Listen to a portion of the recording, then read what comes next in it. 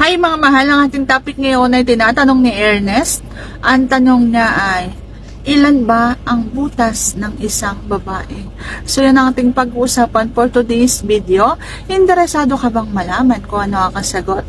Please keep on watching para bago yan.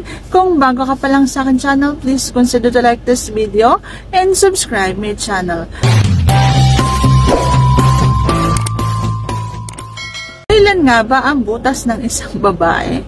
Yung butas na pwede mong pasukan, pwedeng pasukan ng T ay 3. Pero 4 talaga ang butas ng isang babae. Alam mo kung ano-ano yon.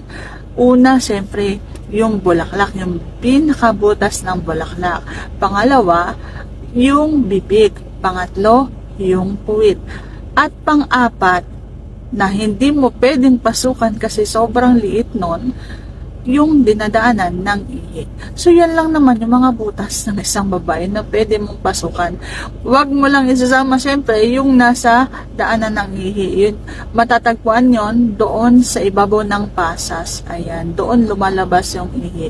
Kaya, kung kakainin mo nga isang babae, kung nandidiri ka sa butas na pinapasukan ng timo, so doon ka lang sa taas, doon ka lang sa pasa, sa ibabaw ng kanyang bulaklak.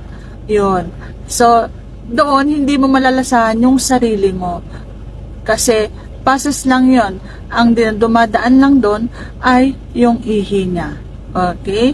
So, ang pangalawang butas na pwede mong pasukan, so siyempre, yung kanyang bibig. So, sa bibig, masarap yan. Siyempre, nakukontrol niya yung sikip, kung anong gusto mong pagkakasikip dyan, kasi nahihigop yan eh.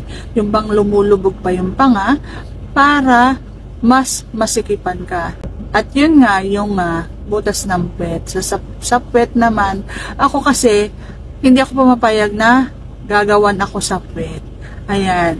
So, mag-aaway tayo ng bonggam-bongga at baka abutin pa yan ng hiwalayan kapag dinali mo ang pet ko. Kaya, masasabi ko, wala pa talagang karanasan ang pet ko. Yun nga, matigas na dumi.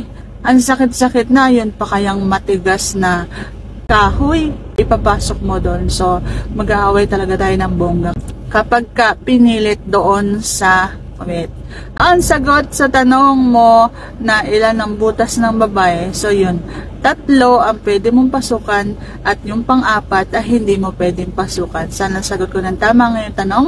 And if you like this video, please consider to like this video and subscribe my channel. Thank you for watching. See you on my next vlog.